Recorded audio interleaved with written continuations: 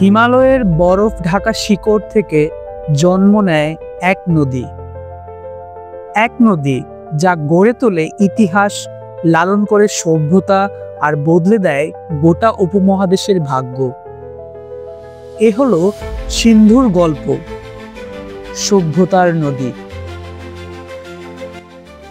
তিব্বতের উঁচু ভূমি থেকে উত্থিত হয়ে সিন্ধু পেরিয়ে যায় লাদাখের দুর্গম উপত্যকায়, বয়ে আনে জীবন আর কাহিনীর ধারা। হাজার হাজার বছর ধরে এর জল সঞ্চয় করেছে ইতিহাসের অমূল্য স্মৃতি। খ্রিস্টপূর্ব ২৬০০ অব্দের দিকে সিন্ধুর তীরে জন্ম নেয় এক বিস্ময়কর সভ্যতা, সিন্ধু সভ্যতা।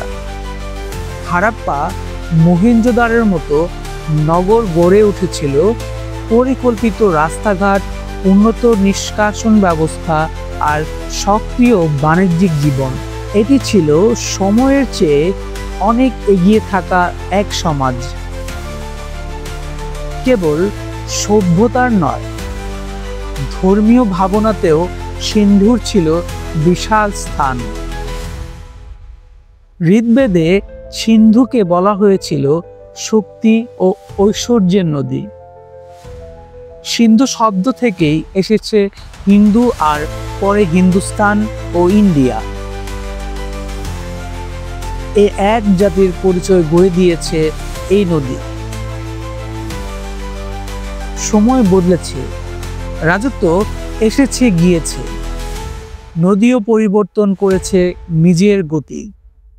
১৯৪৭-এর দেশ ভাগের পর সিন্ধু হয়ে উঠেছে পাকিস্তানের প্রাণের স্রোত। আজও কোটি কোটি প্রাণের জীবিকার মূল উৎস সিন্ধু নদী। সিন্ধু শুধু একটি নদী নয়, এটি সময়ের সাক্ষী।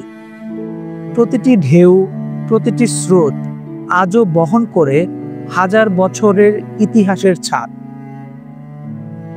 সভ্যতা বদলেছে, মানুষ বদলেছে, কিন্তু সিন্ধু, সে আজও প্রবাহমান, এক জীবন্ত কিংবদন্তি।